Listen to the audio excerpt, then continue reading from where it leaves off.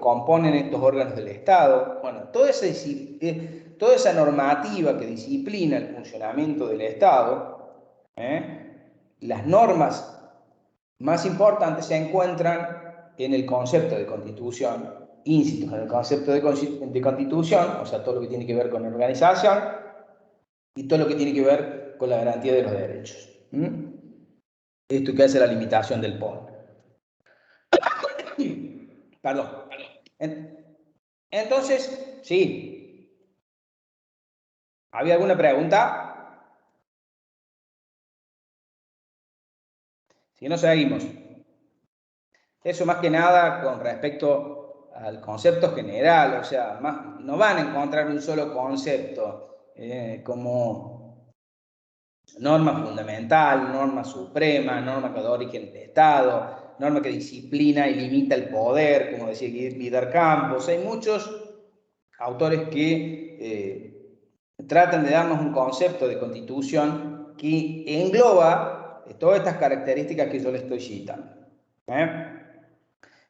Por supuesto que el concepto de constitución no se da y, digamos, el origen del constitucionalismo no surge en la Argentina, sino que el constitucionalismo clásico tiene su origen en el movimiento que se dio en Estados Unidos con la revolución de los Estados Unidos, cuando se independiza de Gran Bretaña, del Imperio Inglés, y que por lo tanto la Constitución de Filadelfia en 1776, la segunda Constitución de los Estados Unidos de 1787, la Revolución Francesa, obviamente, 1789, en donde van a encontrar todos los primeros atisbos de lo que tiene que ver con el régimen republicano, o sea, la división de poderes, la división en órganos, en estos tres órganos fundamentales,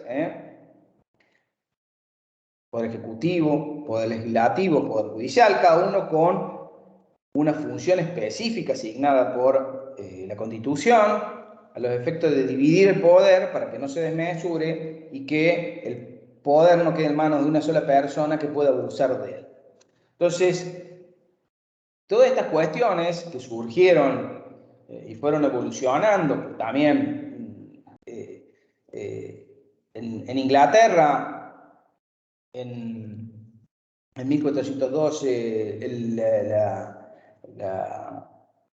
la carta del rey Juan sin Tierra, del rey Juan de Plantagenet, en donde también hay una limitación que hacen los varones del reino al poder del monarca en Inglaterra, en donde ya se empieza a ver esta división de funciones, que después se hace patente, se materializa, se adopta de manera concreta, bien delineada, en la Constitución de los Estados Unidos y en la Revolución Francesa, que da origen después de la Constitución de Francia.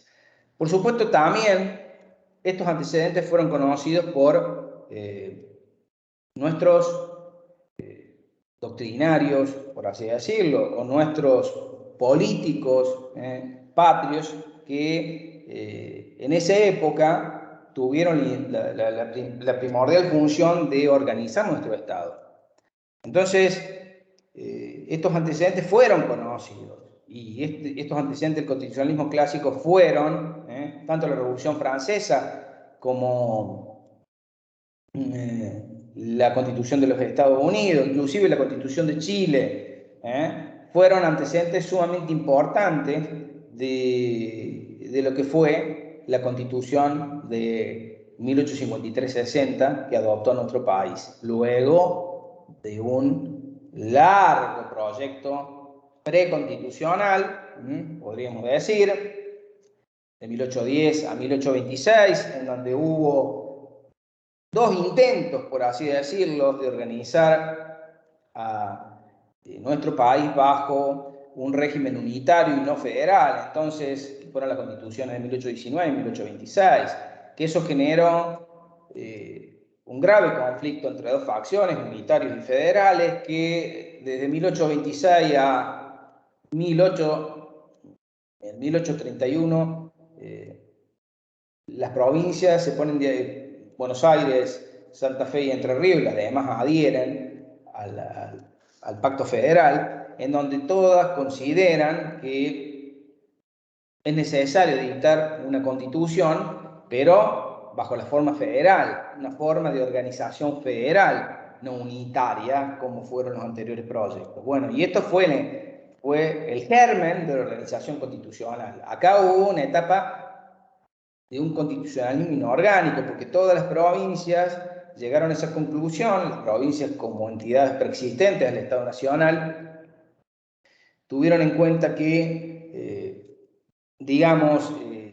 la forma en que el Estado debía organizarse era bajo una constitución, una norma suprema, que debía no solamente tener, respetar el régimen republicano, el régimen democrático, la división de poderes, sino que también debía ser bajo la estructura de un Estado federal, que respete las autonomías provinciales, se garanticen ciertas prerrogativas o competencias que las provincias iban a tener y que el Estado no podía, el Estado federal, el Estado nacional no podía invadir.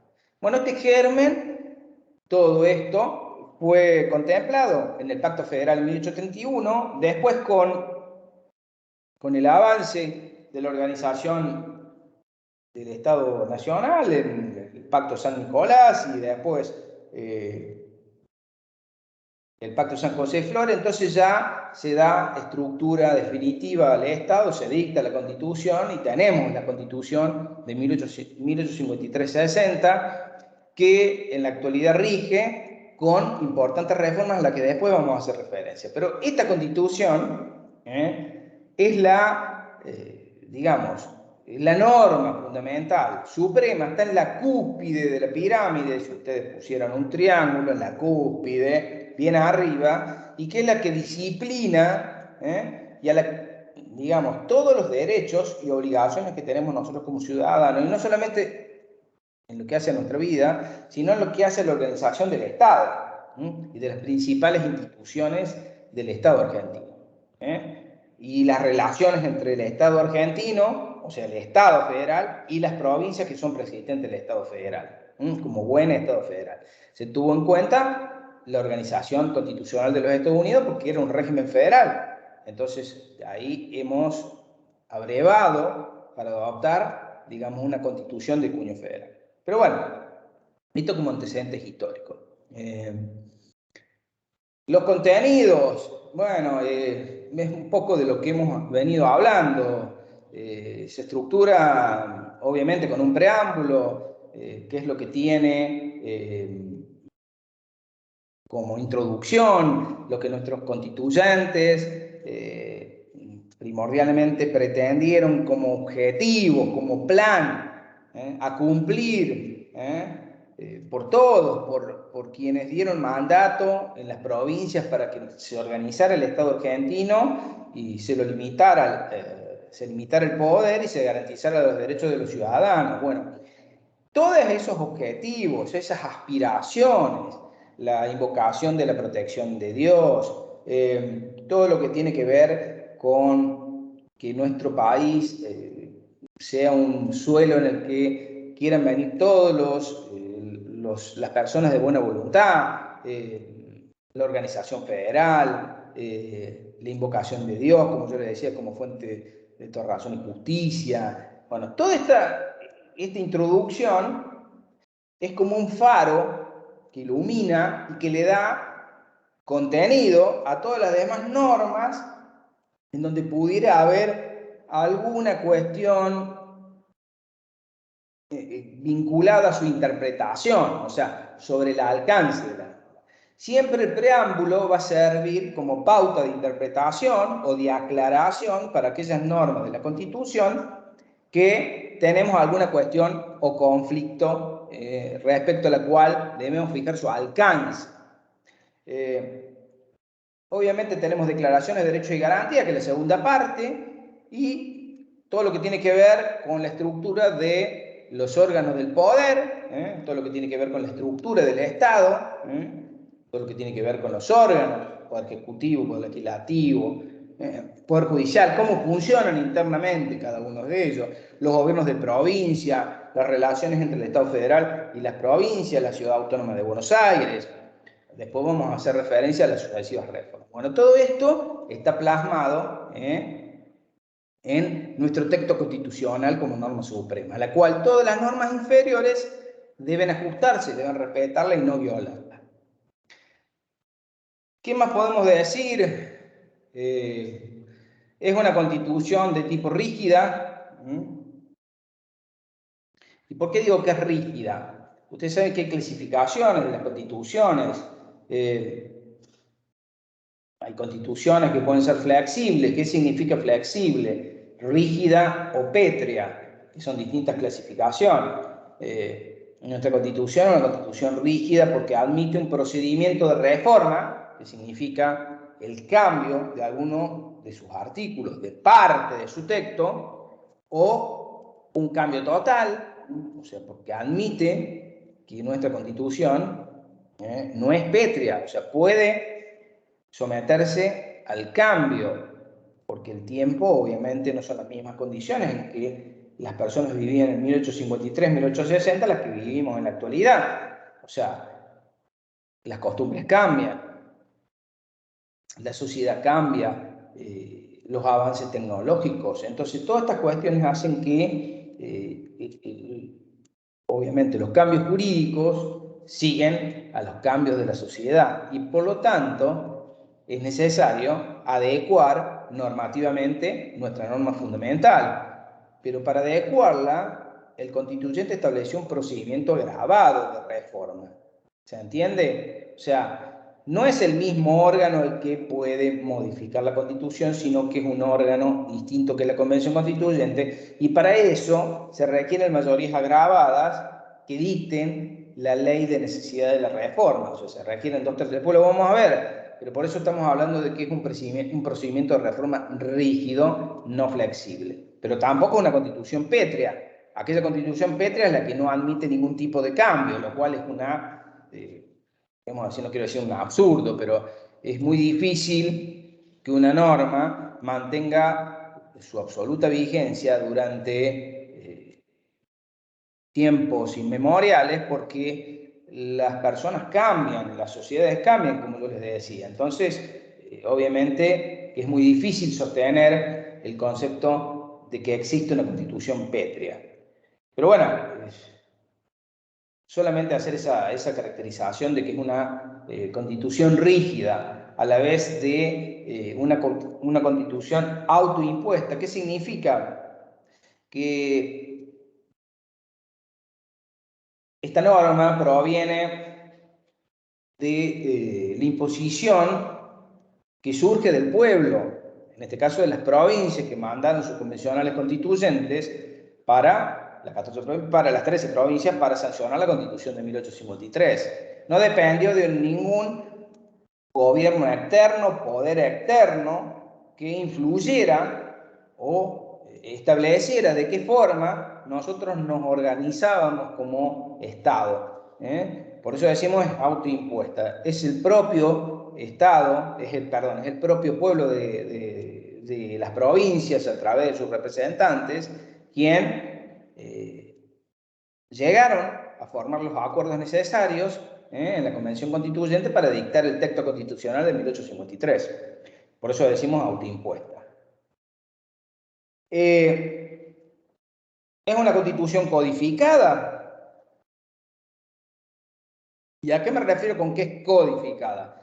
Codificada cuando todas las normas están unidas en un código, en una estructura orgánica de normas que tiene un método, un desarrollo, un orden, y que, bueno, como un todo estructurado, la Constitución está codificada. Ahora, no por eso debo dejar de remarcar que a partir de la reforma, de la última reforma constitucional de 1994, la Constitución Nacional ha pasado a ser codificada, a ser parcialmente codificada. ¿Por qué?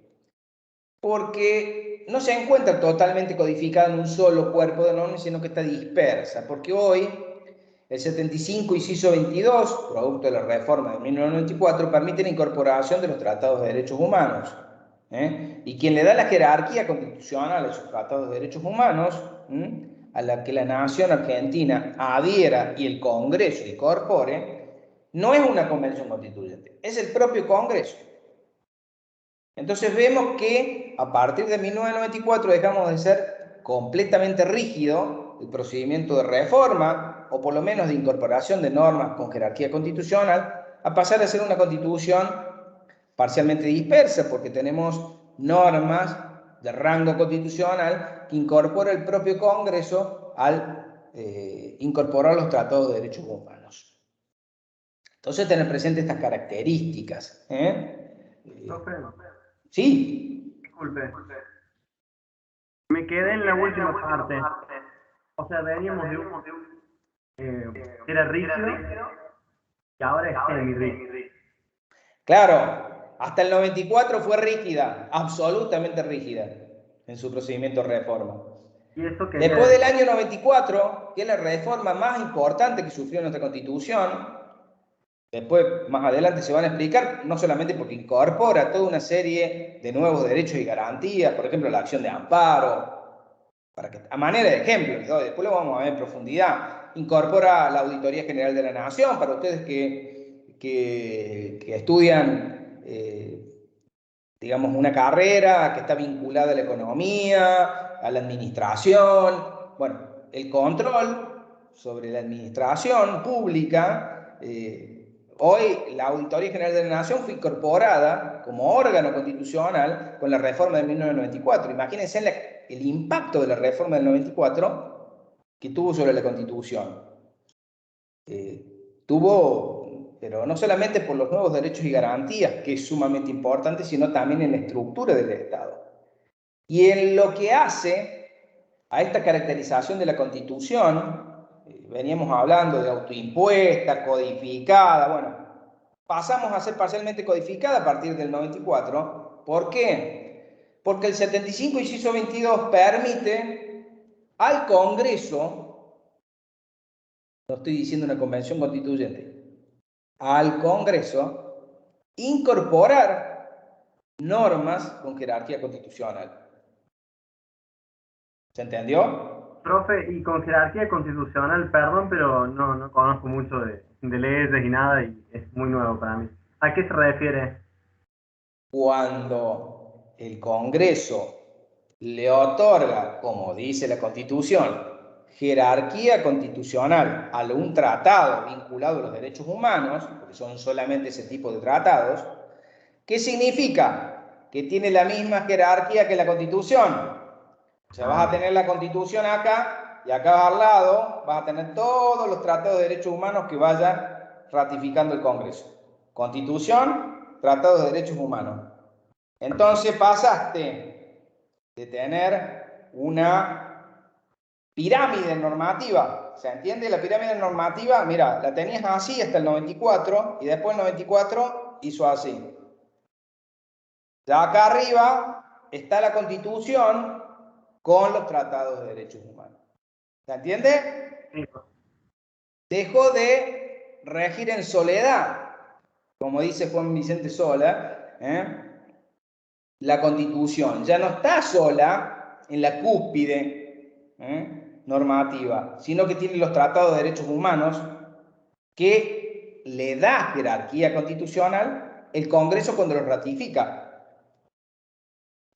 Los incorpora a nuestro régimen normativo mediante la sanción de una ley que lo ratifica a ese Tratado de Derechos Humanos, pero le da jerarquía constitucional. Viene bien la pregunta tuya, porque esos tratados son tratados de derechos humanos, no son tratados comerciales. Profe, ¿y esta incorporación se debe al proceso histórico que había vivido Argentina con la dictadura, o a qué se debe este cambio tan importante, digamos, de ubicar los derechos humanos al mismo rango, al mismo nivel que la Constitución? Yo creo que es multicausal. Una cuestión de suma trascendencia tiene que ver con lo que vos enunciás, con que pasamos de un oscuro periodo en donde no imperaba texto constitucional alguno en nuestro país y hubo violaciones terribles de los derechos humanos, eso son de público conocimiento por todos, pero me parece que también tiene que ver no solamente con eso, sino tiene que ver con la evolución del movimiento constitucional, en donde de qué forma podemos adaptar el funcionamiento de la protección de los derechos con un régimen más ágil. ¿Se entiende? No nos olvidemos que el procedimiento de reforma constitucional es sumamente complejo. Lo vamos a ver ahora en otro de los puntos. Poner de acuerdo a las mayorías de los distintos partidos o a los partidos mayoritarios no es fácil para llegar a posibilitar la reforma del texto constitucional. Como es rígida, se requieren los 2/3 de los miembros. Imposible. Entonces, no digo que sea imposible, pero es complejo llegar a modificar la Constitución. Es un procedimiento sumamente complejo y que requiere acuerdos. ¿Se entiende? Acuerdos entre mayorías parlamentarias, también las minorías, porque a veces no solamente las mayorías llegan a los 2/3, sino que se requiere también contar con minorías para llegar a esos 2/3. Entonces, eso requiere acuerdos y requiere de confianza. Entonces, a veces no es fácil lograr eso.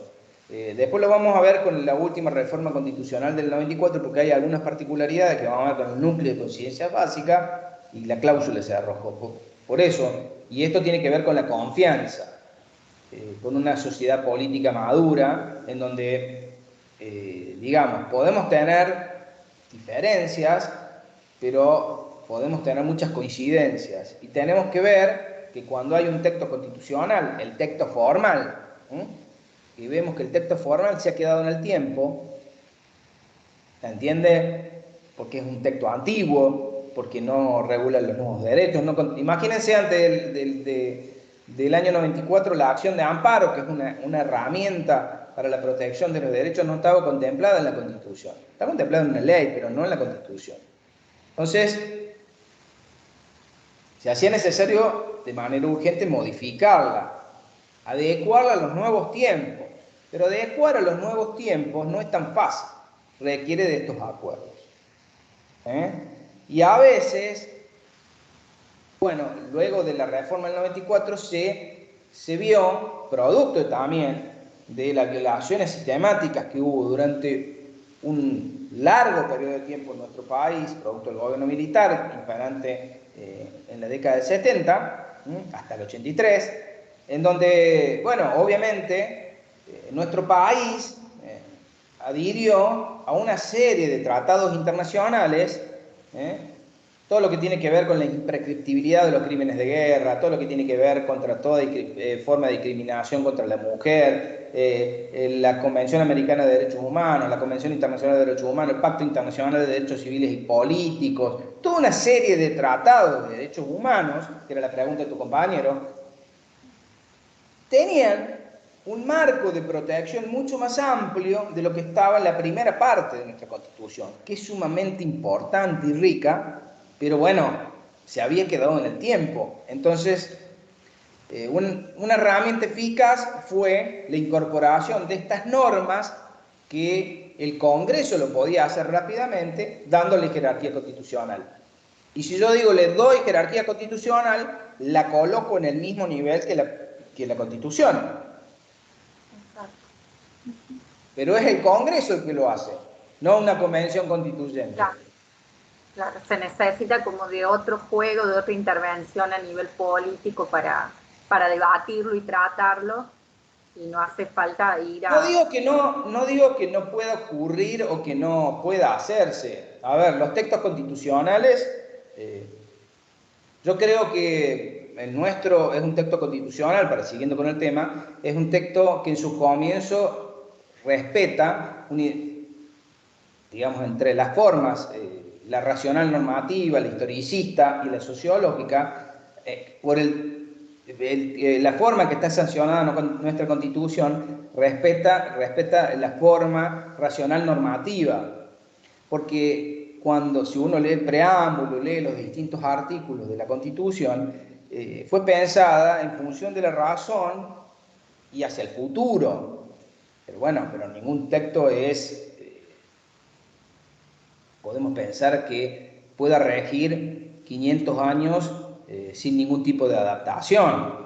Los textos jurídicos respetan la idiosincrasia, la costumbre, las formas en que los pueblos viven, que cada pueblo vive. Por lo tanto, cuando van cambiando las costumbres, las formas en que cada sociedad considera que algo es bueno o algo deja de ser bueno o no necesario, bueno, las normas tienen que seguir los cambios sociales. Entonces, como las normas tienen que seguir estos cambios sociales, por eso hablé que la Constitución no podía ser pétrea. Sí podía ser rígida porque admite un mecanismo de reforma complejo para evitar que una mayoría transitoria pudiera poner en jaque la división de poder o convertir, digamos, nuestro Estado en un Estado autocrático. Eliminar el federalismo, eliminar la forma republicana de gobierno, las garantías de los ciudadanos. Entonces, por eso hay un procedimiento de reforma rígido. Pero a la vez, estos tratados de derechos humanos no pueden vulnerar la primera parte de la Constitución. ¿Se entiende? Porque es lógico que no lo haga. Ese es el piso mínimo que los convencionales constituyentes establecieron para garantizar los derechos de los ciudadanos. Todo lo que venga después por los tratados de derechos humanos eleva la vara, o sea, amplía derechos. Pero nunca puede restringir esos derechos que están en la Constitución o dejarlos sin efecto. Progresiva y no regresiva. Claro, es así. Siempre puede ampliar, no puede restringir lo que ya está, porque obviamente para eso se requiere una reforma constitucional. Está establecido en el artículo 30. El mecanismo de incorporación de tratados de derechos humanos es una herramienta válida, es una herramienta que se ha manifestado sumamente útil para la protección de los derechos de las personas, pero es un mecanismo que tiene sus limitaciones, obviamente. Y aparte, bueno, a veces lo que una sociedad considere determinado tiempo como útil, no puede serlo de acá, a lo mejor de acá a 100 años. Entonces, las distintas tipologías de la Constitución, racional normativa, historicista, cuando obviamente nuestra Constitución tiene muchos rasgos, muchos artículos que impiden la transferencia de la suma del poder público a una sola persona, en función de lo que había ocurrido en el periodo de la anarquía preconstitucional, toda la lucha intestina entre unitarios y federales. Bueno, todo eso hizo que algunas normas de la Constitución de 1853 tengan un sesgo historicista. Todo lo que tiene que ver con ciertas normas que después por la reforma del 94 fueron modificadas, todo lo que tenía que ver con la conversión de los pueblos originarios al catolicismo, imponer el catolicismo, que el presidente de la nación profesara el culto católico apostólico romano. Todo eran normas que tenían un claro sesgo historicista, o sea, basado en nuestros ancestros, digamos, en nuestro origen digamos, como país que formó parte del virreinato del Río de la Plata, con una alta inmigración española, colonización española, o sea, donde, digamos, nuestro idioma, nuestras instituciones fueron, digamos, influenciadas en gran medida y tuvieron su origen en lo que tenía que ver con lo que denominamos históricamente la madre patria España. Entonces, bueno, eso ahí hablamos de una tipología historicista. Después también podemos hablar de una tipología sociológica, en donde, bueno, ya ahí tenemos que ver de qué forma la norma tiene aplicación o respeto, la Constitución, por así decirlo, material, de qué forma la sociedad acaba el cumplimiento o no a las normas en la práctica, si las considera correctas o no en cuanto a su uso. Entonces tenemos esas tres tipos que podemos decir, los tres grandes rasgos que podemos caracterizar la tipología de una constitución: racional normativa, historicista, sociológica. Y primordialmente la nuestra, la Constitución de Argentina, es racional normativa con algunas influencias en algunos artículos de normas que respetan o tienen trascendencia en función de una tipología historicista. Esto en cuanto a eso. Después, obviamente, a ver qué seguía, porque eso, no sé qué seguía en el programa. Tipología, hablamos, clases de constitución. Yo les mencioné, obviamente, que nuestra constitución era escrita después de la reforma del 94, parcialmente codificada por el Tratado de Derechos Humanos, rígida en cuanto al procedimiento de reforma en lo más importante y autoimpuesta. Porque hay países en donde la Constitución fue impuesta por un país vencedor. Por ejemplo, lo que ocurrió con Japón después de la Segunda Guerra Mundial, en donde Estados Unidos, los aliados impusieron una Constitución a Japón, y bueno, y ahí la nueva organización de Japón como Estado tuvo una Constitución que fue impuesta. Bueno, la nuestra no, porque surge de, como yo lo expliqué, del propio origen de las provincias y del pueblo de las provincias que acordaron, celebraron una convención constituyente que sancionara el texto de 1853. Eso es lo más importante. Después podemos tener constitución formal y constitución material. Constitución formal hace referencia estrictamente al texto normativo tal cual como está establecido, el texto que figura, sin hacer ninguna referencia directa a cómo cada uno de los ciudadanos o personas lo miran o lo respetan. Eso es el texto formal. El texto formal es el que está en la Constitución. Ustedes van a ver que quizás por ahí alguna norma, en lo que hace, por ejemplo, a los senadores, que habla de la edad, 30 años, todo lo que tiene que ver con la residencia en la provincia, y tener una renta fuerte de 2.000 pesos.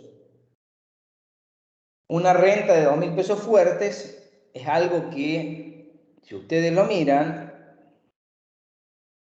no se cumple. Es una norma que ha quedado en la Constitución formal, esa parte del texto en cuanto a los requisitos para acceder al cargo de senador nacional, pero en la realidad no se cumple. O sea, en la Constitución formal está, pero en la Constitución material, que es el verdadero cumplimiento de las normas, eso no se da. O sea, la Constitución material hace al cumplimiento efectivo de la norma, a lo que los ciudadanos, las personas que habitamos la Argentina, consideramos que se debe cumplir, que se debe respetar. Es lo que pasó con el patronato. El patronato era una institución que pasó de los reyes de España al gobierno constitucional de 1853, al presidente de la nación, que era el que designaba los obispos y altas autoridades eclesiásticas de la Iglesia Católica en la Argentina, y después del concordato de 1966 dejó de tener vigencia porque no se aplicó, estaba en el texto formal de la Constitución que el presidente podía nombrar a los obispos, pero después del concordato con la Santa Sede no se aplicó más, porque en ese tratado se establecía que la Santa Sede designaba las autoridades y si no eran objetadas por el presidente de la Nación en un plazo determinado, el nombramiento quedaba firme.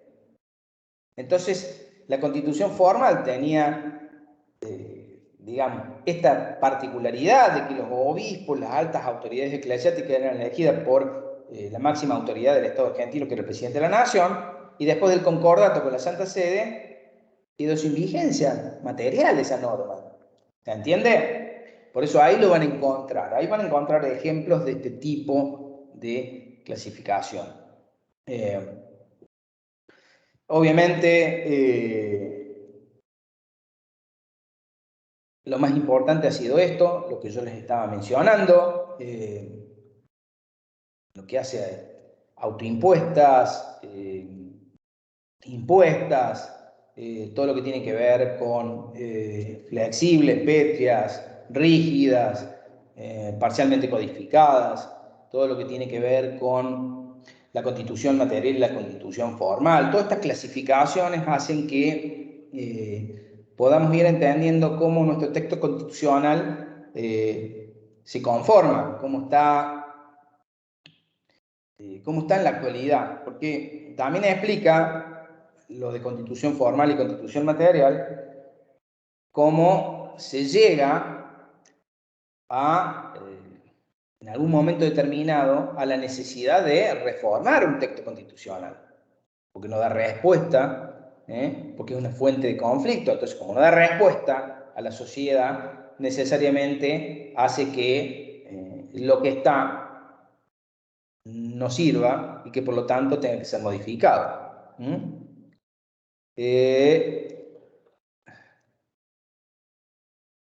La Constitución de la Argentina, caracteres, eso ya le dijimos, fuentes históricas, que es lo que me quedaba por decir. Entre las fuentes históricas yo mencioné que fue la Constitución de los Estados Unidos. También hay una obra muy importante de Juan Bautista Alberdi, que es Puntos y Bases de Partidas para la Organización de la Confederación Argentina.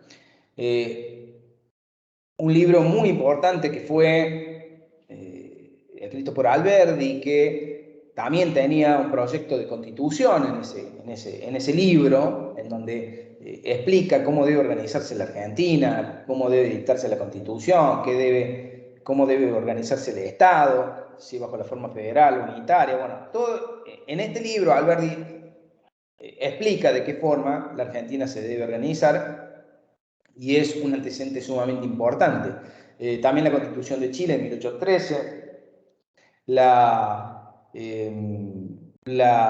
Constitución de Cádiz también, de España, entre otros antecedentes, la Constitución obviamente de los Estados Unidos, la Declaración de Derechos del Hombre y del Ciudadano en 1789 de Francia. Bueno, todo esto fueron antecedentes que dieron contenido, disciplinaron el dictado del texto constitucional de 1853, y obviamente los textos también de la generación del 37, de Esteban Echeverría. Hay muchos autores que dieron sustento, sustancia a cómo debía regularse, digamos, el funcionamiento del Estado argentino a través del texto constitucional. Eso es lo que hacen los antecedentes. Después nos habla del preámbulo. El preámbulo, yo les dije que sirve no solamente de introducción al texto constitucional. Si ustedes van a ver el texto constitucional, van a ver que la introducción es el preámbulo.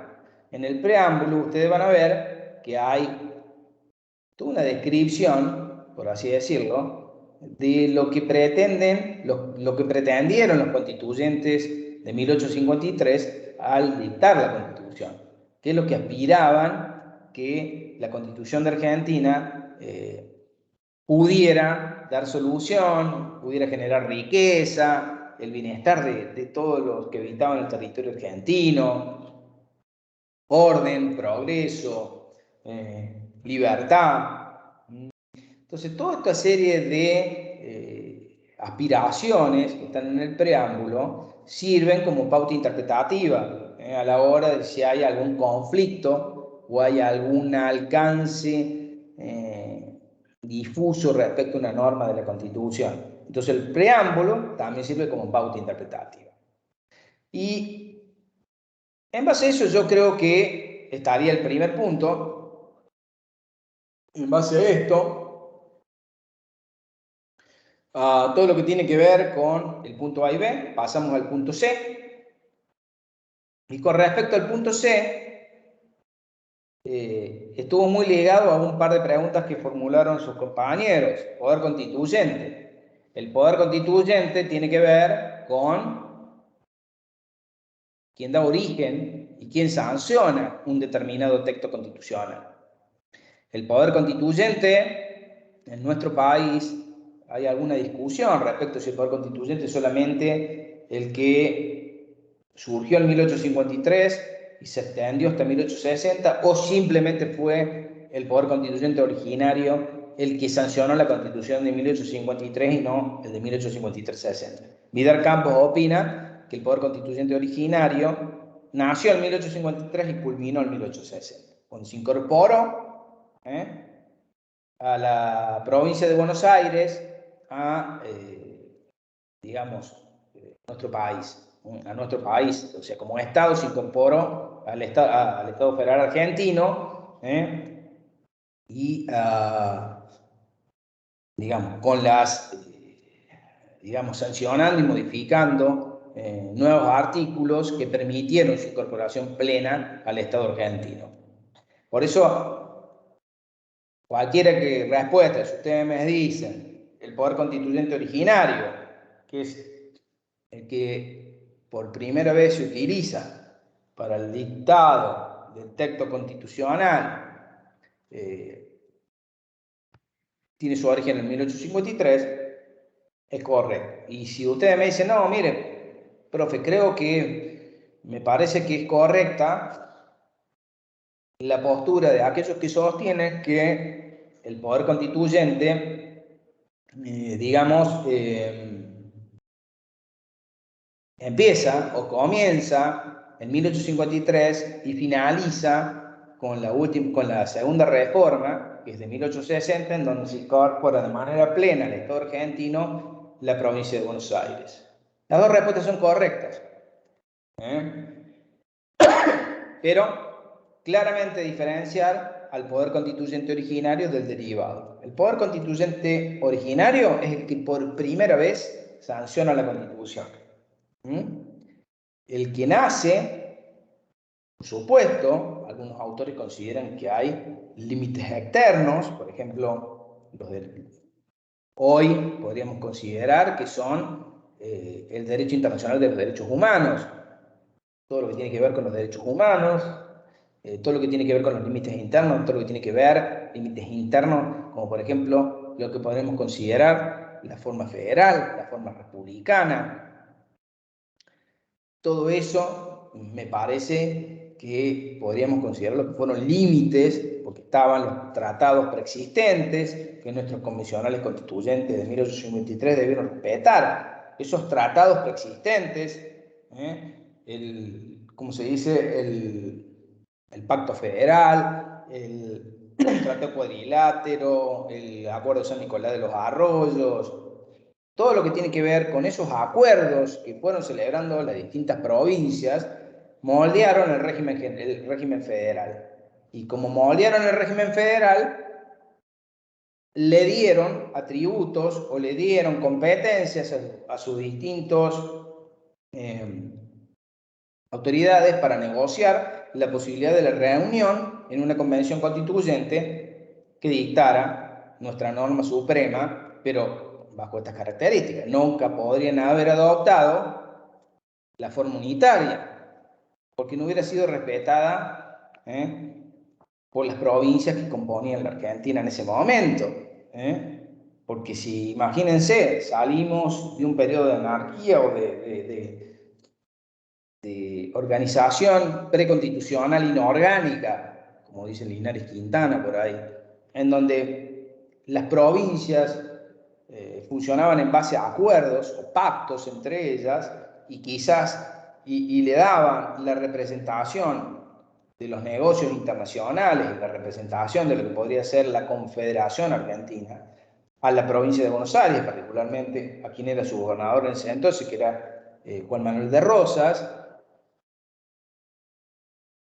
esos pactos debieron ser respetados al momento de sancionarse la Constitución y ejercerse por primera vez la convocatoria del Poder Constituyente originario. El Poder Constituyente originario fue el que dictó por primera vez la Constitución, pero tiene esos límites.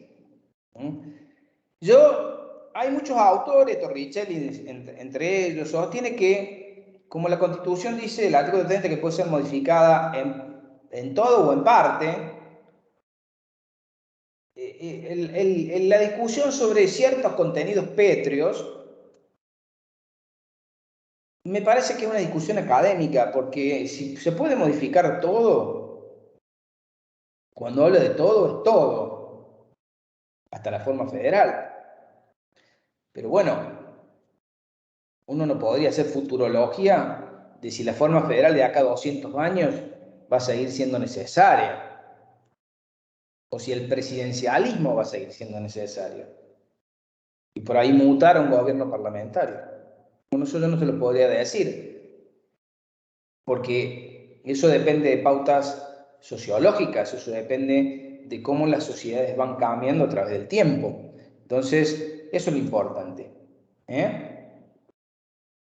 Quizás lo que sí yo les puedo mencionar es remarcar que el Poder Constituyente originario, en nuestro país en particular, nació en 1853 y extendido hasta 1860. Eso es lo que podemos considerar como originario, porque es cuando se incorpora finalmente la provincia de Buenos Aires en 1860 a nuestro Estado argentino. Profe, una consulta, disculpe que me interrumpa. Sí, no, está bien. Ahí donde dice usted hasta 1960, porque fue el 1860. 1860, perdón, que se incorpora a Buenos Aires, fue como el cambio más grande que hubo desde ahí hasta nuestros días. Por eso se lo toma hasta esa fecha. No, porque es como está completo el Estado. Ajá, claro. Faltaba Buenos Aires. Faltaba uno. Es como decir, están todas las provincias, pero falta Buenos Aires. Y no es cualquier provincia. Claro. Era la provincia a la cual, hasta la etapa preconstitucional, se le encargaba la representación de los negocios de todas las demás, ante las demás potencias, ante los demás estados.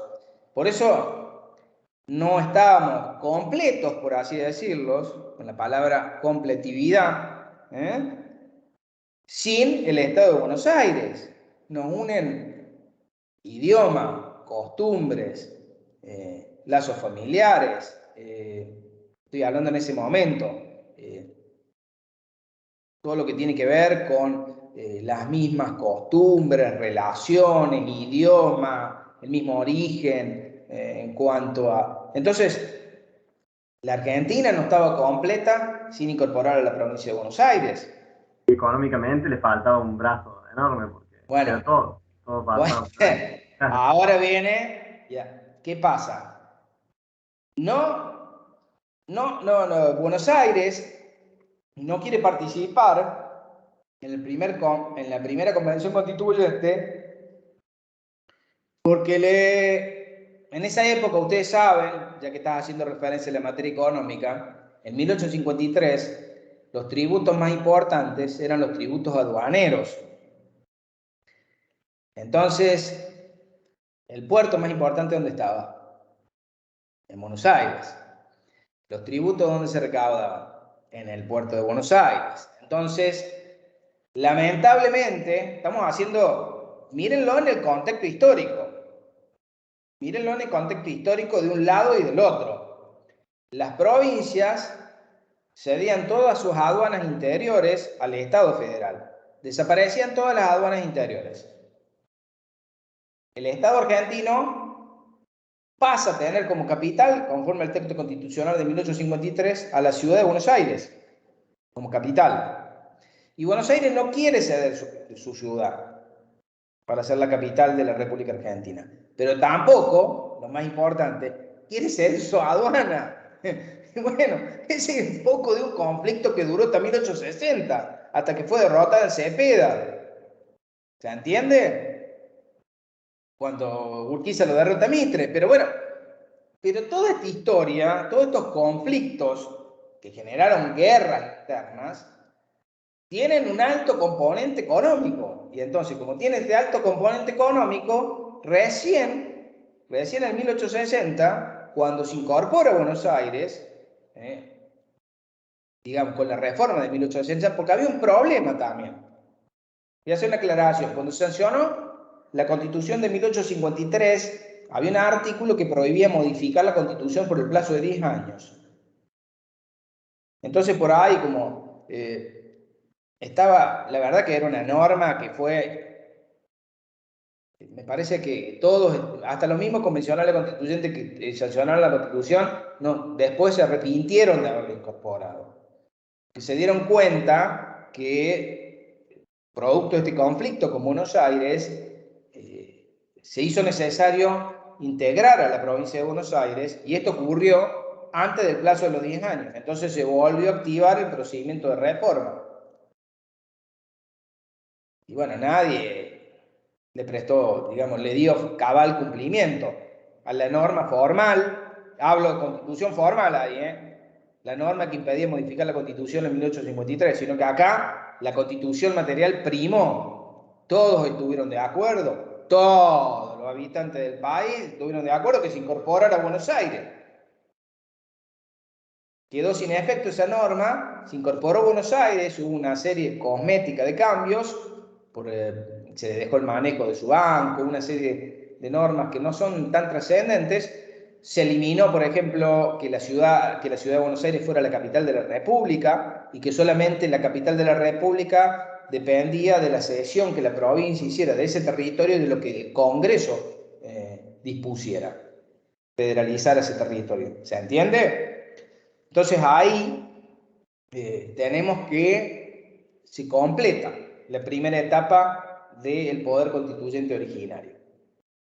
Pero ese es un dato trascendente. La cuestión económica siempre influye, y más en este caso cuando estamos haciendo un análisis histórico también, porque la cuestión histórica influyó. Hoy, a ver, no voy a decir que los impuestos aduaneros no tienen trascendencia, son muy importantes.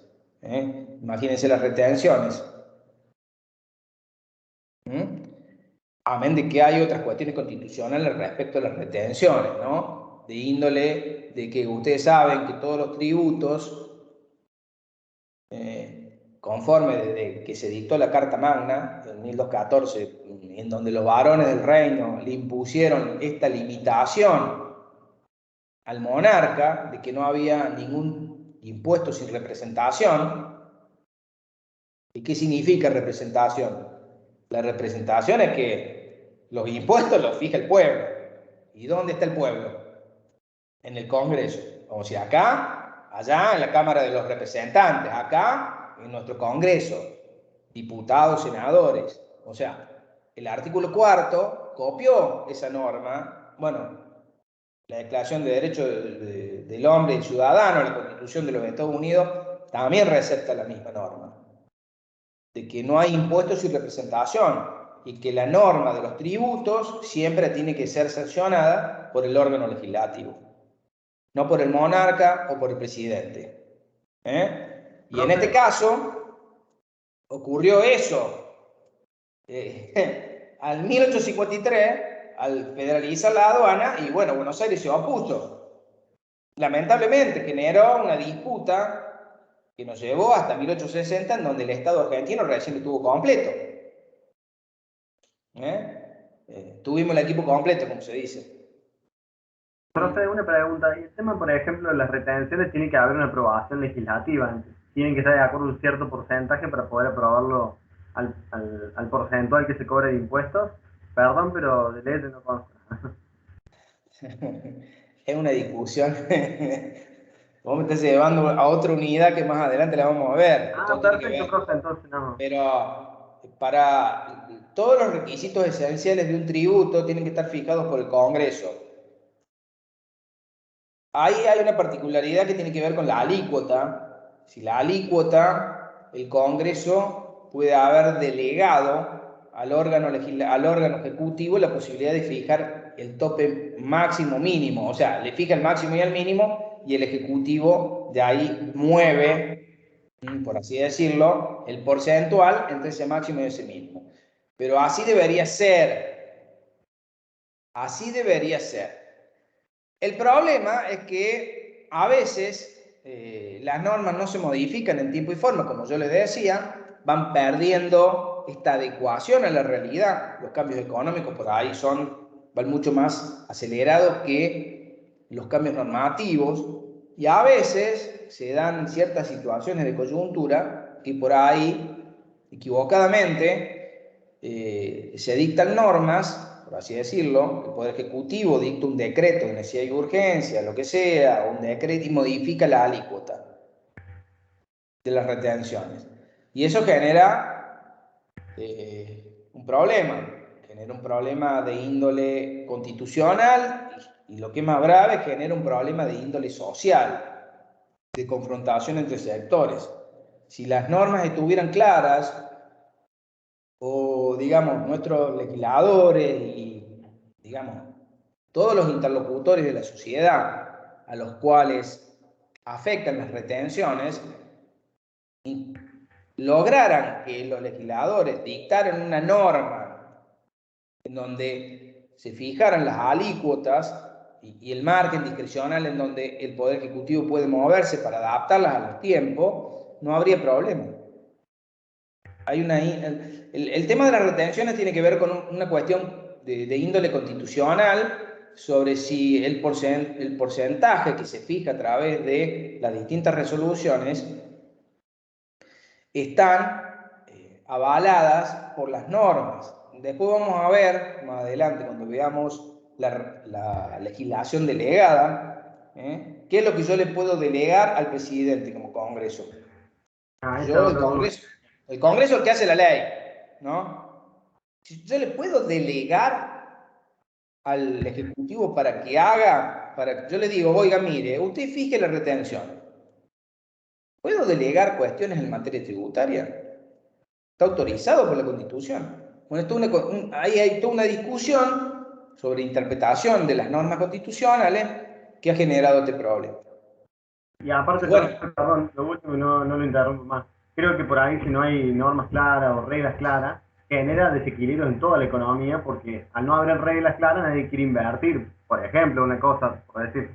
Entonces genera eso. El otro día sacaron una normativa esta de que no se pueden girar más dólares afuera con el bono en especie C y demás. O sea, de un día para otro se larga una normativa, entonces todos quedan que nadie quiere hacer ningún movimiento. Incluso, bueno, el mercado de capitales hoy no tiene volumen por eso. Bueno, son todas cuestiones que volvemos a lo mismo, son acuerdos esenciales, acuerdos, qué difícil que es llegar a los acuerdos, porque estamos hablando, ahora les voy a hacer aclaración, después ahora que estamos hablando del poder constituyente originario y el poder constituyente derivado, es el que va modificando la Constitución. Yo les dije que después de 1860 se modificó en 1866 porque el límite para recaudar los impuestos aduaneros era hasta 1866. Hubo que modificar la Constitución para sacar ese tope y que fuera un recurso ordinario del Estado Nacional. Mira vos, ¿cómo fue? Se modificó eso. En 1898 se modificó la base para elegir a los diputados. La base, el piso mínimo en cuanto al régimen electoral. Después, en 1949 se modificó completamente la Constitución. La Constitución de 1853, digamos, se dejó sin efecto por un nuevo texto constitucional, en 1949, que fue producto fue innovador en muchos aspectos, en lo que requiere la protección de los derechos de los trabajadores, lo que tiene que ver con el tema de la seguridad social, jubilaciones, pensiones, todo lo que tiene que ver con el derecho colectivo del trabajo. Fue un texto innovador en muchos aspectos que contempló el segundo movimiento constitucional, que es el constitucionalismo social. Pasamos del constitucionalismo clásico de 1853-60 al constitucionalismo social en 1957. Perdón, a 1949. ¿Pero qué pasó? En 1955 vino una de las tantas asonadas militares que hubo en este país, y la Constitución de 1949 se dejó sin efecto por la revolución, la mal denominada Revolución Libertadora, que era un golpe militar.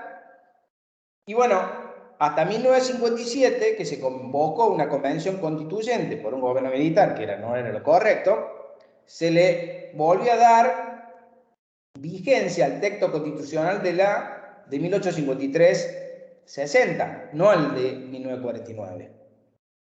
¿Me van siguiendo? Y en esa convención constituyente del 57 se incorporaron dos artículos sumamente importantes, que uno es el 14 bis, que tiene que ver con los derechos colectivos del trabajo, los derechos individuales del trabajador y los derechos de la seguridad social, o sea, el constitucionalismo social. El 67, inciso 11, tiene que ver con el dictar el Código del Trabajo y de la Seguridad Social, que todavía no se ha dictado. Hay una ley, hay una serie de leyes, la ley de riesgo del trabajo, la ley de contrato de trabajo, pero no es un código. Pero bueno, eso es lo que apuntaló la reforma del 57.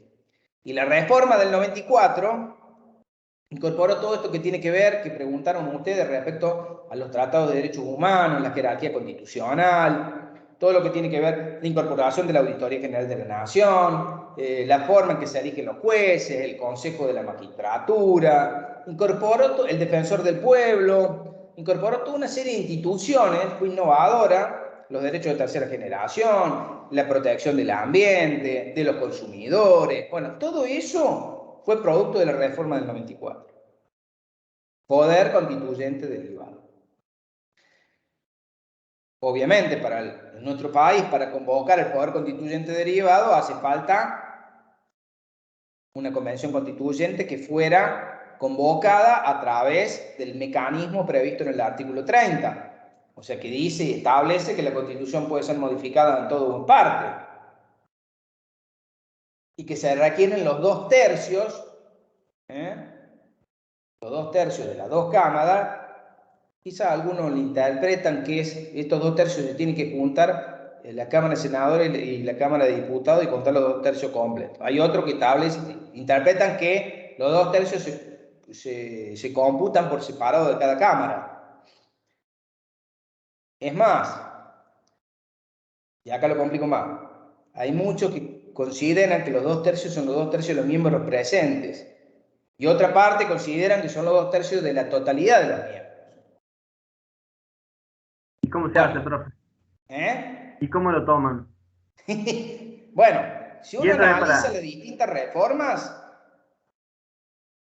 en 1898 fue la única vez que se juntaron los 2/3 de la totalidad de los miembros. En las otras reformas nunca se llegaron a juntar los 2/3 de la totalidad de los miembros, los 2/3 de los miembros presentes. Muchos autores sostienen que la Constitución no dice que sea los 2/3 de la totalidad de los miembros. Me parece que, bueno, que es una cuestión de interpretación constitucional y que lo más importante acá es, y vuelvo a remarcar, los acuerdos esenciales entre las fuerzas políticas para llevar adelante un procedimiento de reforma. Y estos acuerdos, obviamente, para proceder a la reforma y conseguir los 2/3, implica la necesidad de declaración de la reforma. Que se dicta una ley en donde se dice qué se va a reformar, si todo o algunos artículos. Si se dice qué se va a reformar, hay que decir qué partes tienen que reformar, claramente indicar. Y si se va a reformar todo, bueno, no cabe duda. Cuando se dice que se va a reformar todo, está abierto al dictado de un nuevo texto constitucional, no hay problema, pero porque así lo dice la Constitución. Sí saber que la reforma no se lleva adelante por el mismo órgano que dictó la ley, que es el Congreso. ¿Está claro? Siempre se llevará adelante por una convención constituyente convocada al efecto. Es un órgano distinto. Este órgano tiene fecha de comienzo o fecha de expiración. No es un órgano permanente. ¿Se entiende? Porque está convocada para ver si modifica una parte o todo de la Constitución. Se abre un procedimiento electoral para elegir los miembros que van a conformar esa convención constituyente. Van a ser elegidos. Generalmente se adopta el mismo procedimiento de elección, un sistema DONT, al igual que la conformación de la Cámara de Diputados. Eso es lo que ha ocurrido en la reforma del 94. Una vez que son elegidos los convencionales constituyentes, la convención se va a reunir donde haya dispuesto la ley de Congreso que convoca al procedimiento de reforma. Y bueno, y podrá modificar o no. Habrá que ver cómo se lleva adelante este procedimiento de reforma. La particularidad que yo les quería hacer mención, es que es muy importante conocerla, es que en 1994, cuando se sanciona la ley de reforma de la Constitución, no debemos olvidar quién gobernaba en ese momento, que era el doctor Carlos Saúl Menem, ya fallecido, y que pretendía modificar la Constitución para ser reelegido, cosa que la Constitución del 53 no permitía. Perdón, pero estoy con un poco de alergia. Entonces, como no lo permitía, el peronismo buscaba, digamos, instalar el tema político de la reforma para, entre muchas de las cosas que se querían cambiar, estaba el de la posibilidad de la reelección.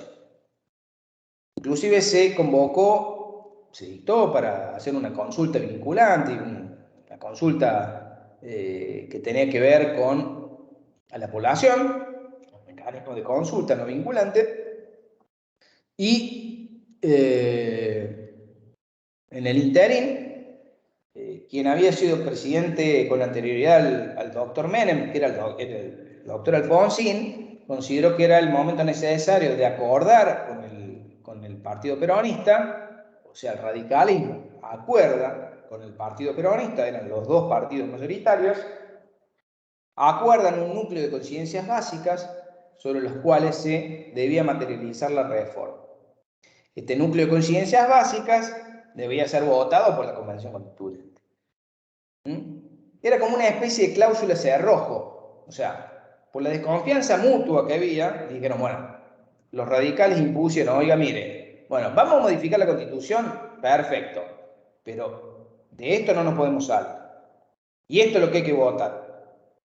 Lo cual, en cierta forma, el poder constituido no le puede decir al poder constituyente, oiga, mire, usted tiene que votar esto, usted tiene que hacer esto, usted tiene que tratar esto nomás.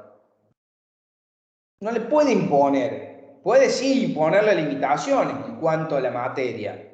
Puede modificar esto, puede modificar todo. Ahora, decirle de qué forma, ya había algunas sospechas de muchos de los constitucionalistas del momento.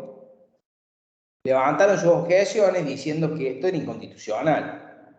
Pero bueno, los partidos chicos cuestionaron este núcleo de conciencias básicas, esta cláusula cerrojo, pero ¿qué pasó? Al momento de reunirse la Convención Constituyente, después celebrado el procedimiento de elección de los convencionales constituyentes, en el reglamento interno ratificó el núcleo de conciencias básicas, o sea que la propia Convención Constituyente tomó como propio el núcleo de conciencias básicas y sobre eso trabajó. Entonces, devino abstracto el planteo de cualquier objeción constitucional que se pudiera hacer al núcleo de conciencias básicas, que era como el plan de qué se debía modificar. Yo les mencioné la Auditoría General de la Nación, bueno, se le daba rango constitucional. Le mencioné el Consejo de la Magistratura. ¿Qué es el Consejo de la Magistratura? Ustedes, muchos sabrán, que es el órgano que se encarga, tiene entre muchas funciones, el de participar en el procedimiento de selección de los jueces y magistrados inferiores. Bueno, esto se incorporó en la reforma del 94. Entonces, todas estas cuestiones, la incorporación de los tratados de derechos humanos con rango constitucional, con jerarquía constitucional, fue producto de la reforma del 94. Todo esto se incorporó en esta última reforma, los derechos de los consumidores, usuarios, la acción de amparo del artículo 43, todo lo que tiene que ver con el reconocimiento de los pueblos originarios, el derecho a la educación bilingüe de ellos. Bueno, todo esto, digamos, modificó transversalmente todo el mapa constitucional de la Constitución. O sea, la influencia fue notoria en lo que hace a todo el contenido de los nuevos derechos y garantías que se fueron incorporando.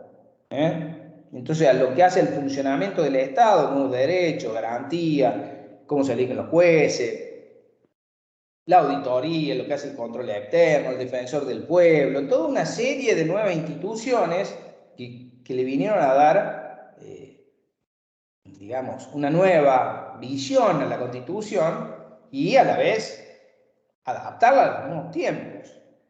El poder constituyente derivado, que en este caso ejerció la Convención Constituyente del 94, se adaptó a este núcleo de conciencias básicas, lo respetó y cumplió con la ley, pero lo adaptó como propio y sancionó toda una serie de reformas, incorporación de nuevos artículos, que fue sumamente beneficioso. Si hoy leemos el texto constitucional, lo vemos de esa forma. Pero bueno, esto es lo que hace al poder constituyente derivado. Y debo hacer una aclaración respecto al poder constituyente derivado, que tiene que ver con, van a encontrar el poder constituyente derivado de primer grado, de segundo grado y de tercer grado. ¿Y a qué me refiero? Primer grado. El primer grado es cuando lo ejerce el Estado Nacional, cuando, digamos, la Argentina tiene su propia constitución, la constitución de 1853-60, con la reforma del 94, que es la más importante, decide convocar un nuevo procedimiento de reforma constitucional. Es la máxima constitución que tenemos los argentinos, la máxima norma que puede ser modificada. Entonces, hay poder constituyente de primer grado. El de segundo grado, ¿cuál sería? Vivimos en la provincia de Córdoba. La provincia de Córdoba tiene su propia constitución. Y obviamente esta constitución, en 1987, sufrió la última reforma. Poder constituyente de segundo grado, el que ejerce la propia provincia de Córdoba o las demás provincias para modificar sus propias constituciones. Pero no me quedo solamente ahí. Poder constituyente de tercer grado. ¿Y cuál sería el poder constituyente de tercer grado? ¿A alguno se le ocurre? ¿Cuál podría ser? ¿El municipal? Muy bien, municipal. ¿Pero de cuál? ¿Todos los municipios son iguales? ¿De la provincia, profe? ¿De la provincia? ¿De qué tipo de municipios? ¿Serán los que son cabeceras? No, bueno, a ver, no son cabeceras, pero son los que podríamos considerar como municipios autónomos. En la provincia de Córdoba se consideran que tienen autonomía los municipios que superan los 10.000 habitantes. ¿Y qué significa tener autonomía?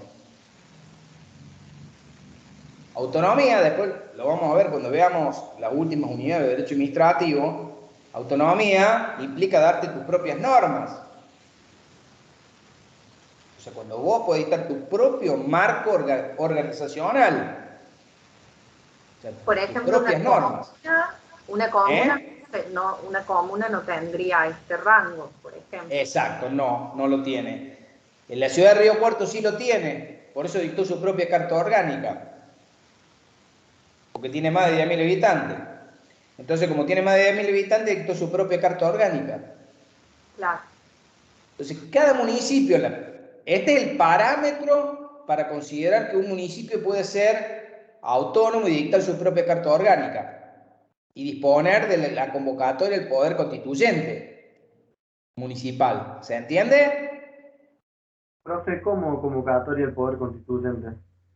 Claro. A ver. La Constitución de Córdoba establece ese parámetro. O sea, que los municipios que superan los 10.000 habitantes pueden dictar su propia carta orgánica y serán considerados como autónomos. ¿Se entiende? Siempre respetando. Siempre respetando la Constitución de la provincia de Córdoba y la Constitución Nacional. O sea, la autonomía no implica soberanía, que es un concepto distinto. Claro. Autonomía implica darte tus propias reglas y normas, pero siempre en este caso respetando la Constitución de la provincia de Córdoba y la Constitución Nacional. Habrá que ver en el marco teórico que te brinda la nacional y la provincial. Claro. Pero, ¿qué ocurre, por ejemplo, en el caso de las comunas que no superan los 10.000 habitantes? ¿No pueden dictar leyes propias? O... No. Hay una ley orgánica municipal que dictó la provincia, que es la que fija el funcionamiento de cada comuna. Cómo se organiza orgánicamente, internamente cada comuna. Eso depende de una ley provincial. Okay. ¿Se entiende? Entonces ya ahí no tiene autonomía, tiene autarquía. La autarquía implica que es otro el que dictó el marco de funcionamiento. ¿Se entiende? Sí, la comuna existe, pero cómo funciona y cómo se organiza depende de una ley que dicta otro, que en este caso es la provincia. Profe, ¿puede ser un ejemplo de lo que es San Luis? Que como que tiene... San Luis como que se aisló del gobierno, no sé, como que tienen otro funcionamiento, que dicen que es una ciudad aparte. No sé, ¿no? Para nada. Porque no. A ver. Propulsaron leyes para las industrias y demás. No, pero eso lo hacen en el marco de la Constitución también. Lo que pasa es que a lo mejor amplió a un nivel más progresivo la propia interpretación de la Constitución. No. Pero no es que se rige aparte. No. A ver, voy a hacer una aclaración. En parte es cierto eso, pero ¿qué pasa? Muchas veces, y más en épocas como las que vivimos ahora, de pandemia y conflictos, emergencias, de emergencia, hablo no solamente de la emergencia económica, sino de la emergencia en materia de salud. A veces las situaciones superan los marcos normativos.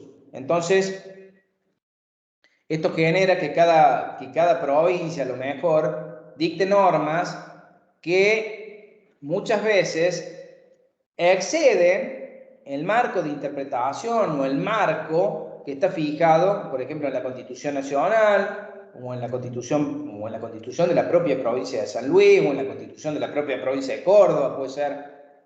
Entonces, tenemos muchos ejemplos en donde son los propios estados provinciales los que violan las normas. Y muchas veces, cuando habla de San Luis, por ahí tiene un régimen de promoción industrial nacional que favoreció la instalación de ciertas industrias en esa provincia, que bueno, obviamente que le dio un gran impulso y auge. Pero no tiene que ver, o sea, todo lo que ocurrió durante la pandemia en la provincia de San Luis, también en Córdoba y en otras provincias, Formosa es un caso también, tiene que ver con el dictado de normas por cada provincia en materia de salud. No se olviden que la materia de salud es una facultad concurrente, después lo vamos a ver más adelante, cuando hablemos de facultades exclusivas, concurrentes, donde cuando hablo de concurrencia estoy diciendo que tanto la nación como las provincias pueden dictar normas en el marco del sistema de salud. Y bueno, eso a veces hace que, en pos de proteger la salud de los ciudadanos de una determinada provincia, muchas veces se cometen o se dictan normas o se interpretan las normas de una manera equivocada y se restringen derechos y se afectan derechos. Y eso ha generado, inclusive la propia Corte Suprema de Justicia de la Nación, que le dijo al gobierno de Formosa que tenía que adaptar su propia normativa en materia del régimen de ingreso y egreso de las personas que transitaban por el territorio de Formosa. Porque había una restricción indebida que obviamente la Corte Suprema le dijo, oiga, mire, no se puede hacer eso. El protocolo que tiene para el ingreso de las personas a la provincia era completamente abusivo en ese sentido.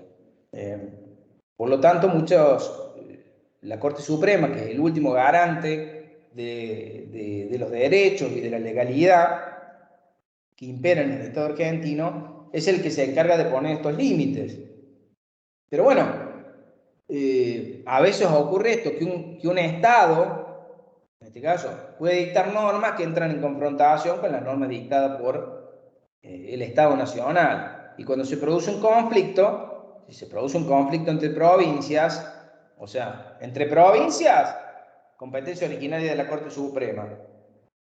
Si se produce un conflicto entre la provincia de San Luis con un ciudadano, a veces también es competencia de la Corte Suprema, pero a veces hay que tomar medidas urgentes y a veces los tribunales donde se plantean aquellas cuestiones toman medidas cautelares urgentes y de ahí lo remiten por incompetencia a la Corte. Después lo vamos a ver más adelante lo que hace a Poder Judicial.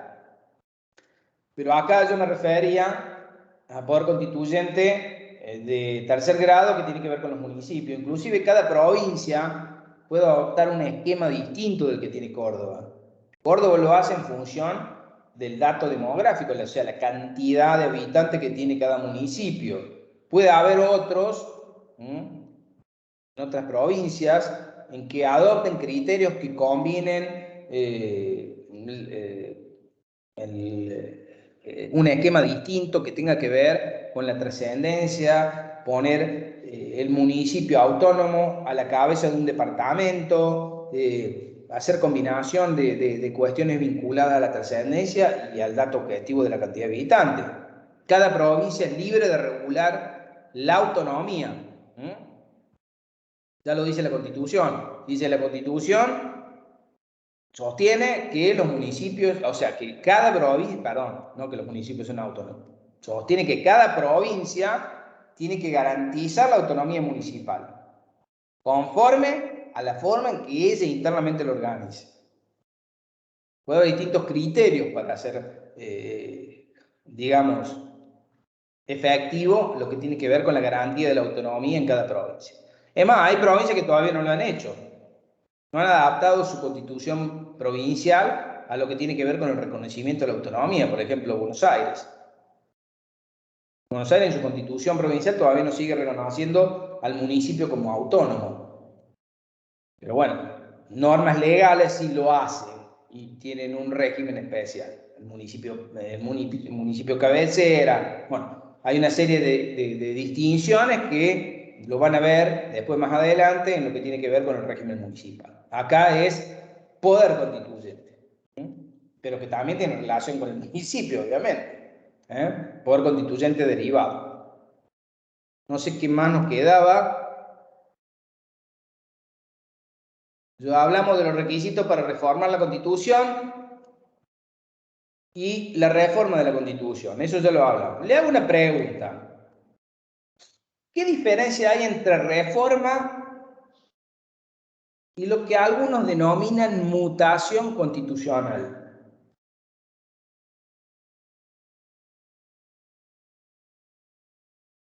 Hay algunos autores que hablan de reforma, pero también explican que existe lo que en la realidad se da como una mutación constitucional. Lo voy a explicar yo. O sea, la mutación implica, o sea, cuando el pueblo o digamos, una determinada comunidad de un Estado considera que esa norma no se cumple. Puede ser por sustracción o por adición. La mutación, o sea, el texto de la Constitución formal no tiene vigencia. No se aplica en la realidad. El procedimiento de reforma sí, es el cambio en el texto formal. En la mutación es un cambio en la Constitución material. ¿Se entiende? Cambia la Constitución material. Es lo que yo les explicaba y lo que pasó con la designación de los obispos hasta antes de la reforma del 94. El ejercicio del patronato que la Constitución le asignaba al presidente de la Nación, por el acuerdo de 1966 con la Santa Sede, quedó sin efecto. El concordato dejó sin efecto el patronato. Una ley le quitó vigencia a la Constitución en lo que hace la designación de los obispos por parte del Poder Ejecutivo. Y todo el pueblo argentino consideró que era lo correcto y cumplió. Es más, las propias autoridades de los distintos gobiernos hasta el año 94, en que se eliminó el patronato, consideraron que era lo correcto. O sea que se produjo una mutación por sustracción ahí.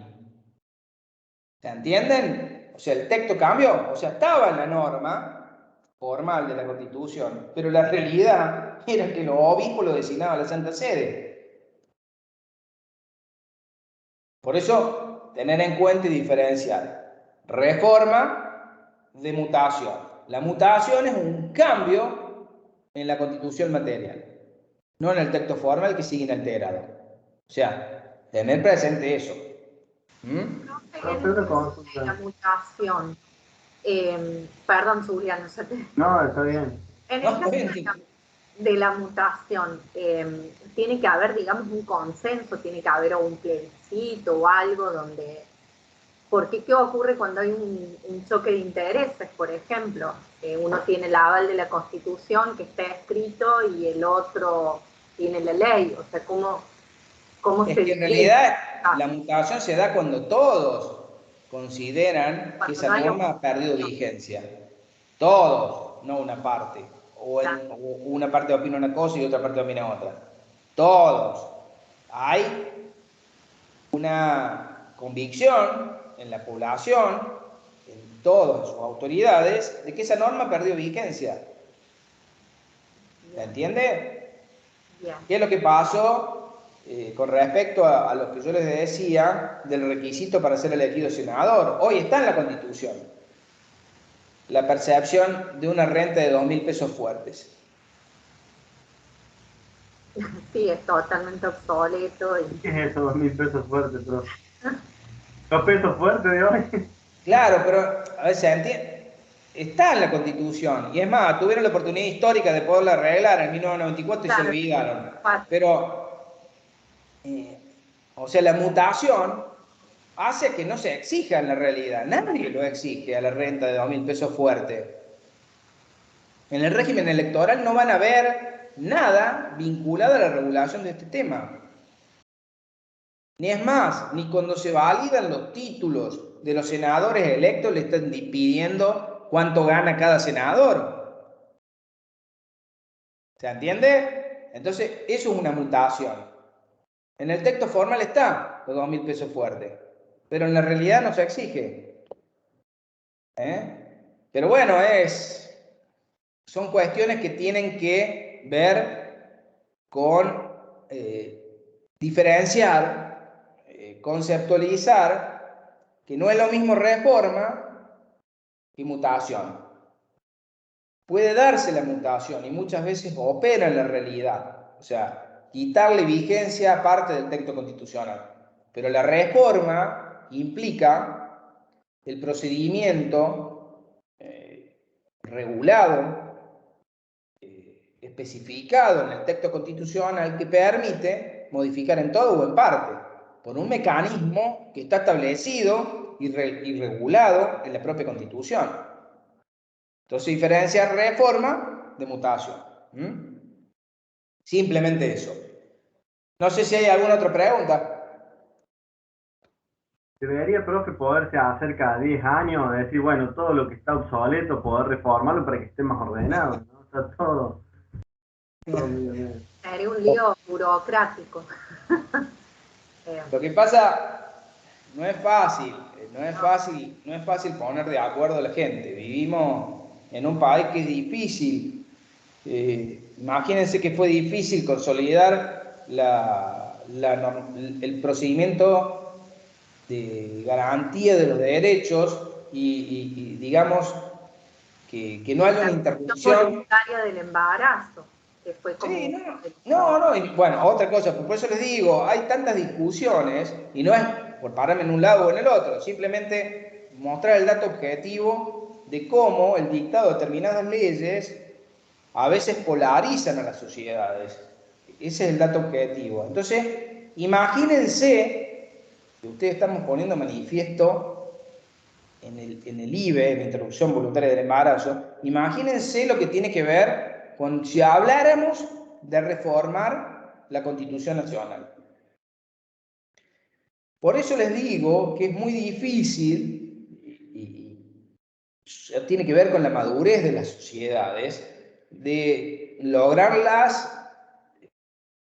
digamos, lograr posiciones que impliquen la posibilidad de acuerdos, y estos acuerdos permitan, obviamente, modificar normas de la Constitución que han perdido vigencia, como lo que recién hablaba, o incorporar nuevas normas o modificar algunas que han perdido también, o por ejemplo no funcionan bien, todo lo que tiene que ver en materia tributaria, hablábamos de las retenciones, buscar mecanismos más ágiles dentro del texto constitucional sin llegar a la modificación de lo que tiene que ver con que sea el órgano legislativo el que establezca la forma en que se fijan las distintas contribuciones, tributos y tasas.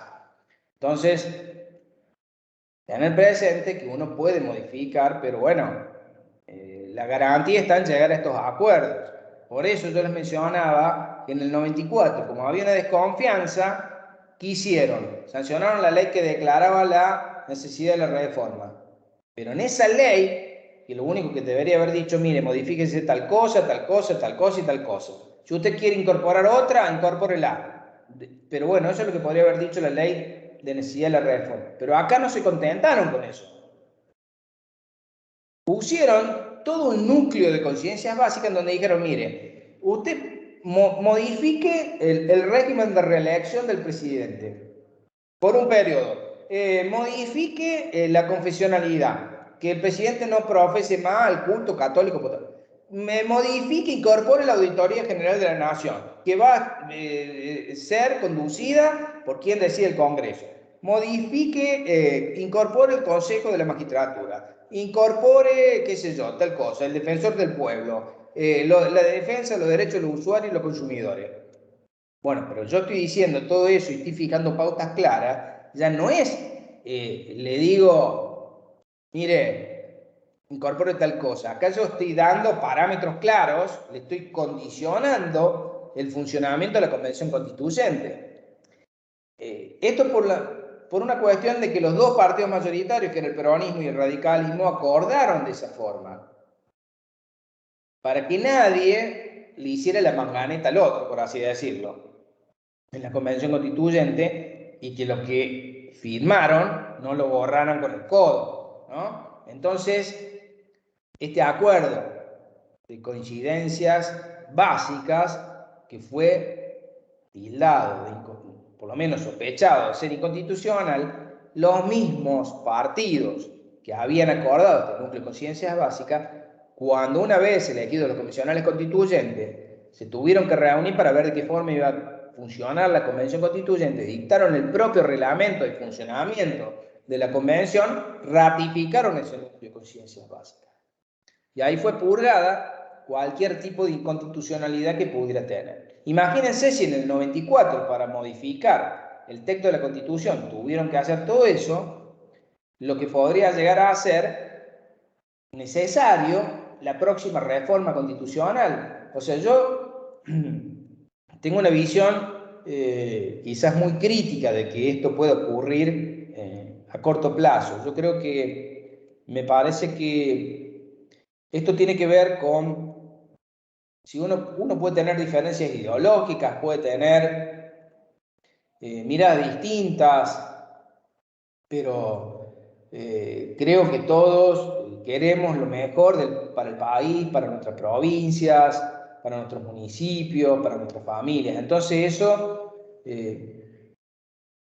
debería hacernos recapacitar y buscar por lo menos un decálogo de cuestiones no negociables.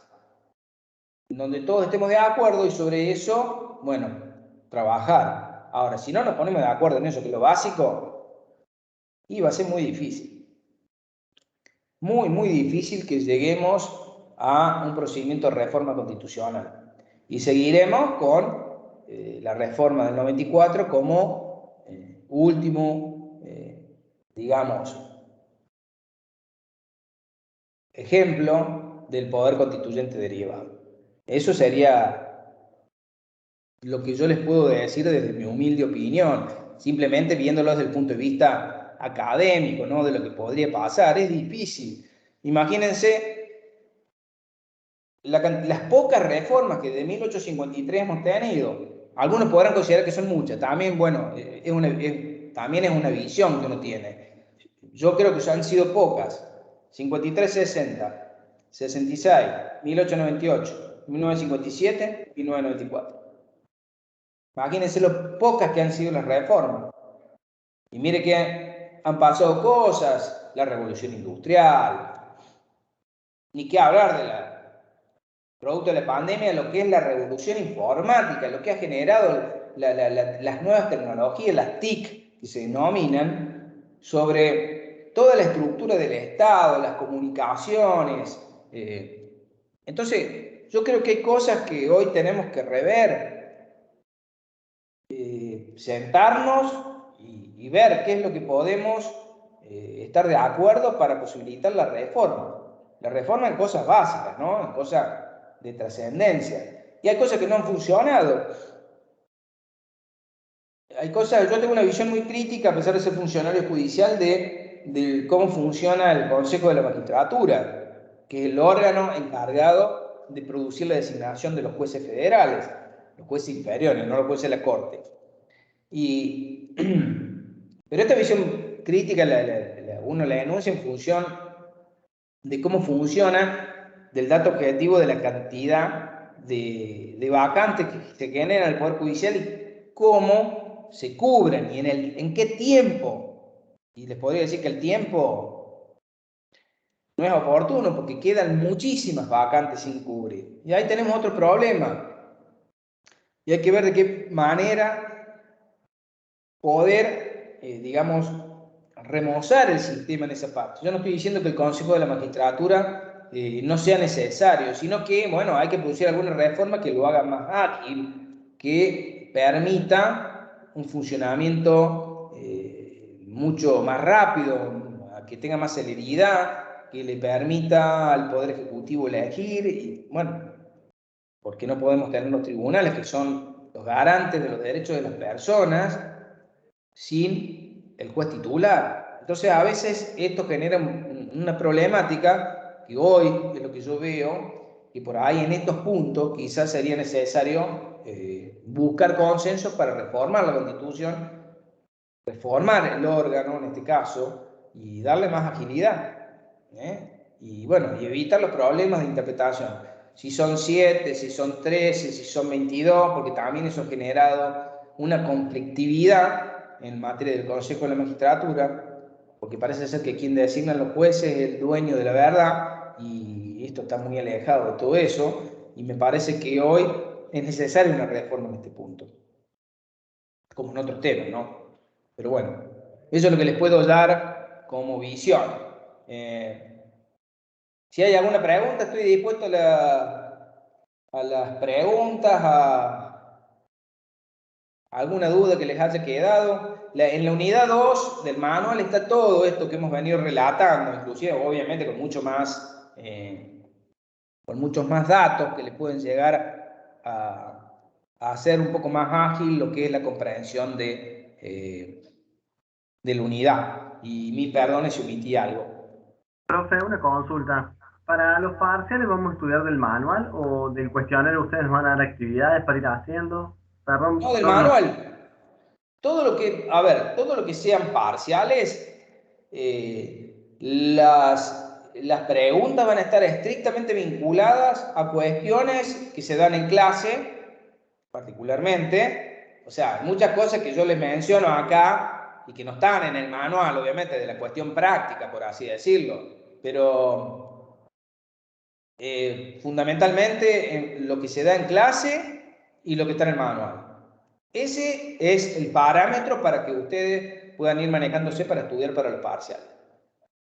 Así que a estudiar el manual. Y el tema del vocabulario por ahí a mí veo que es muy, muy técnico, es muy propio y me cuesta mucho. El tema de eso para manejarlo, hace falta manejarlo bien el lenguaje o con entenderlo, interpretarlo, uno ya lo puede... Es una pregunta muy difícil de responder la tuya. Es una pregunta muy difícil porque eso, como uno como docente, el momento en que le tiene el parcial para corregir, mi recomendación es que traten, a ver, nadie les va a criticar si dicen representantes en lugar de diputado, ¿se entiende? O senador, pero no importa. Pero que se entienda, por ejemplo, específicamente a qué se refieren, si los representantes del Senado se eligen por lista incompleta.